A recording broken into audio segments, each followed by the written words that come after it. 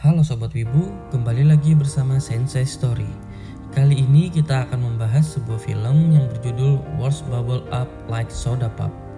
Adalah garapan sutradara Kyohei Ishiguro yang diproduksi oleh Signal MD. Film ini dirilis pada tahun 2020 dengan bergenre drama romance.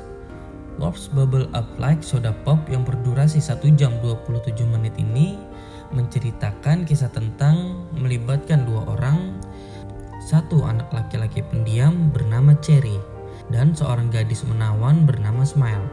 Cherry suka menulis lagu dan haiku, sementara Smile adalah influencer remaja yang terkenal. Keduanya tidak saling mengenal sampai mereka bertemu dan secara tidak sengaja bertukar ponsel. Mereka berteman dan mengenal lebih banyak satu sama lain selama musim panas. Cherry diceritakan sebagai anak SMA yang buruk dalam berkomunikasi dengan orang lain. Ia bersembunyi di balik headphone dan hobinya menulis puisi haiku Jepang. Smile menggunakan kawat gigi dan menyembunyikan senyumnya di balik topeng, namun tidak menghentikannya untuk menjadi bintang video populer. Ketika mereka bertemu, kisah cinta manis di musim panas pun dimulai. Sebelum kita masuk ke dalam isi ceritanya, jangan lupa ini adalah konten full spoiler. Langsung saja kita masuk ke dalam isi ceritanya.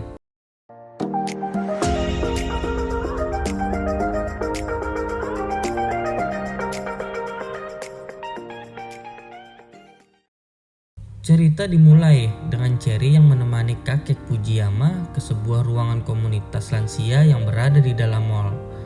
Kakek Fujiyama sering mencari piringan hitam, lagu nostalgianya yang hilang atau entah dia taruh di mana.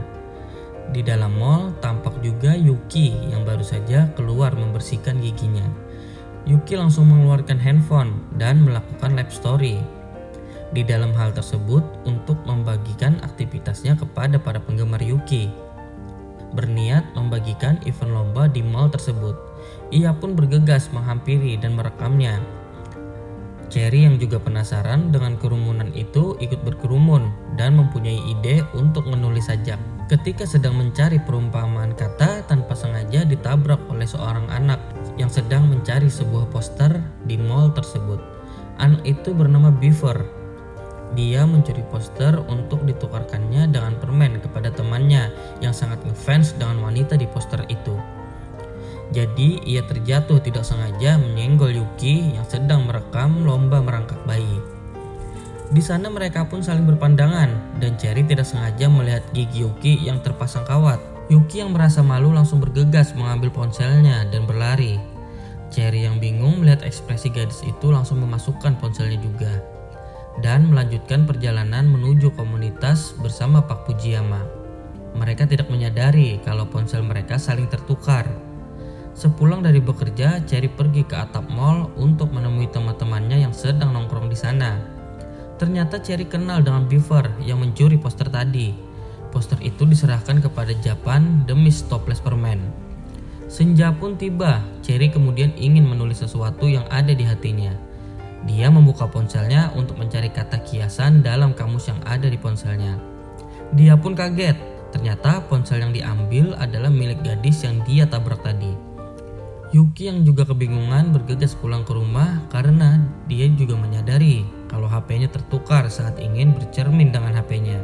Dia meminta tolong kepada adiknya untuk dapat melacak keberadaan ponselnya. Setelah mengetahui posisinya, Yuki menelpon Cherry melalui HP-nya untuk mengajak ketemuan di mall. Keesokan harinya, Yuki menemui Cherry di mall, namun dia tidak langsung menyapanya. Karena saat itu Cherry sedang bekerja, dia pun berniat mengikutinya berkeliling mall bersama komunitas orang tua. Yuki bersama kedua saudaranya mengintip Cherry yang sedang membuat sajak bersama komunitas yang dipandu oleh seorang guru. Melihat sajak Cherry yang bagus, ibu guru menyuruhnya untuk membacakan di depan orang-orang yang banyak. Cherry sangat gugup karena dia tidak terbiasa mengungkapkan isi hatinya di depan orang, sampai membuat wajahnya memerah. Namun sajak yang dibacakan Cherry benar-benar bagus dan penuh makna, membuat orang tua di komunitas itu memberikan apresiasinya. Kakek Fujiyama memergoki Yuki yang sedang mengintip aktivitas mereka. Mereka pun panik dan langsung memperlihatkan diri. Sepulang dari bekerja, mereka bertemu untuk saling bertukar HP dan bertukar pikiran. Mereka saling memfollow sosial media satu sama lain dan mulai mengikuti aktivitasnya.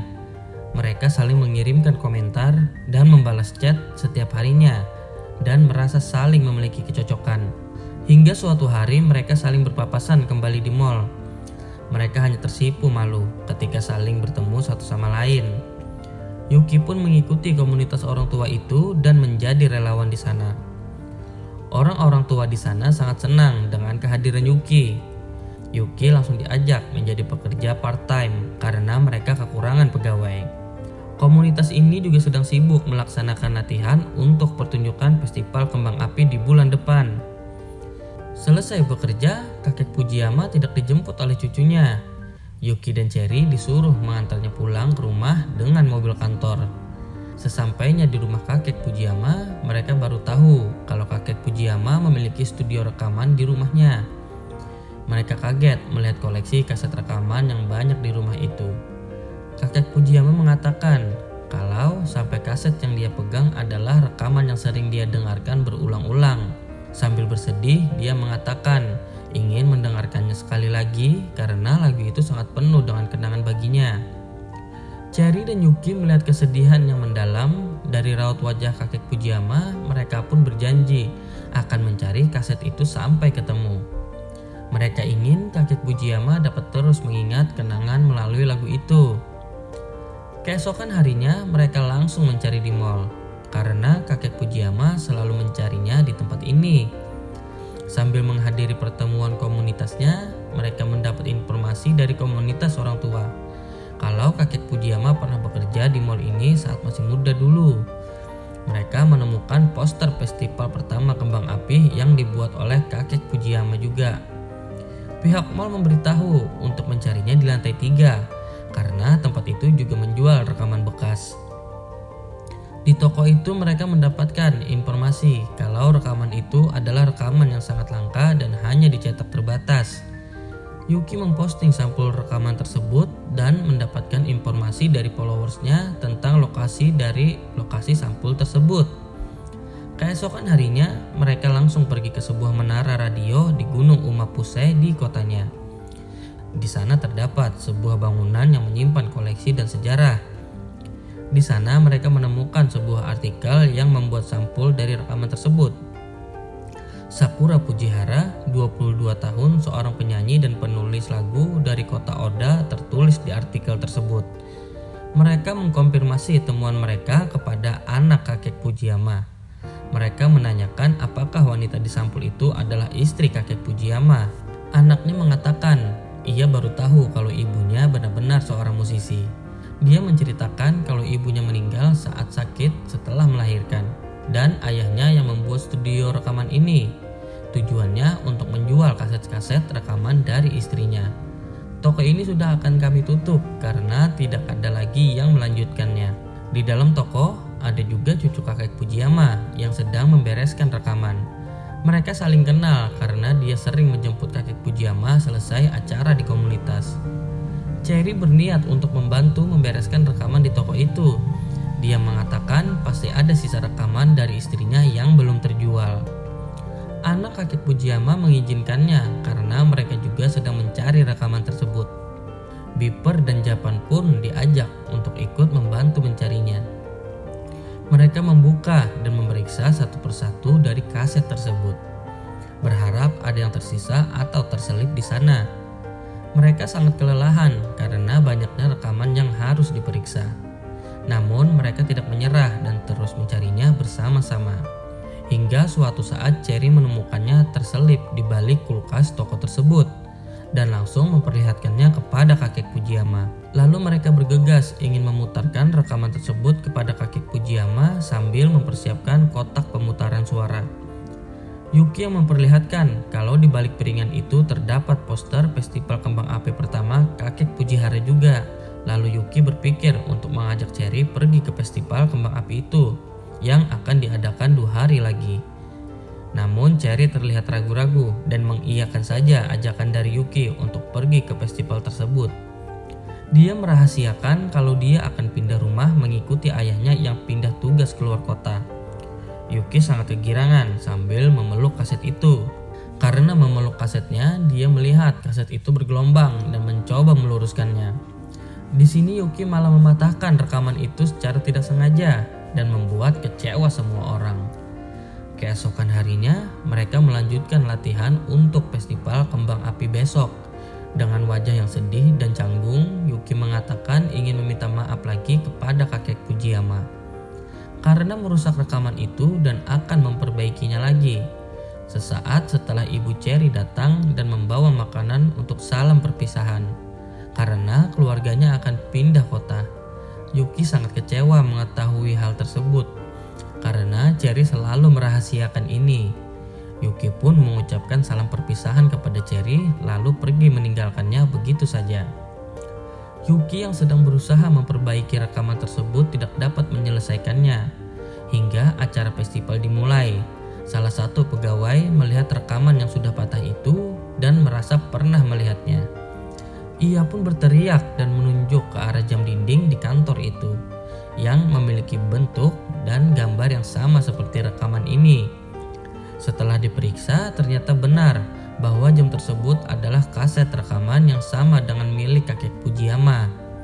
Mereka pun berangkat menuju festival untuk melakukan pertunjukan. Kakek Fujiyama berada di atas menara memimpin tarian dan memutarkan musik itu. Di festival kembang api, Yuki yang ingin Cherry mendengarkan lagu dari rekaman tersebut melakukan live streaming dan berharap Cherry dapat mendengarkannya juga. Di dalam festival tersebut, sambil menari, kakek Fujiyama mengingat kembali kenangan bersama istrinya di saat mereka bertemu. Lalu melalui hari-hari bersama, hingga akhirnya jatuh cinta. Kenangan manis yang selalu ingin diingat oleh kakek Fujiyama di masa tuanya. Di dalam mobil, Cherry mendapat pemberitahuan live streaming dari Yuki. Dan ia menyaksikan para orang tua menari dengan diiringi lagu dari rekaman kakek Fujiyama. Di tengah perjalanan, Cherry juga melihat cucu kakek Fujiyama bersama Beaver mencuri papan reklame. Untuk menyemangati Cherry, mengatakan perasaannya kepada Yuki. Cherry sejenak memejamkan matanya lalu memutuskan untuk kembali ke festival lalu menyuruh ayahnya untuk berhenti dan segera berlari menuju ke festival tersebut. Cherry mencari Yuki, namun di tengah padatnya orang-orang dia tidak dapat menemukannya. Cherry melihat ke arah kakek Fujiyama. Dia pun langsung naik ke atas menara dan merebut mic yang ada di tangan kakek Fujiyama. Dia pun berada di atas menara dan mengatakan isi hatinya kepada Yuki di hadapan orang banyak. Dengan meluap-luap, dia mengatakan cintanya kepada Yuki yang sudah dia pendam selama ini. Dia tidak dapat membendungnya lagi. Perasaan ini meluap-luap, bagaikan soda yang harus diungkapkan. Dia pun berteriak sekeras-kerasnya kalau dia cinta kepada Yuki. Hingga Yuki mendekat ke arah menara.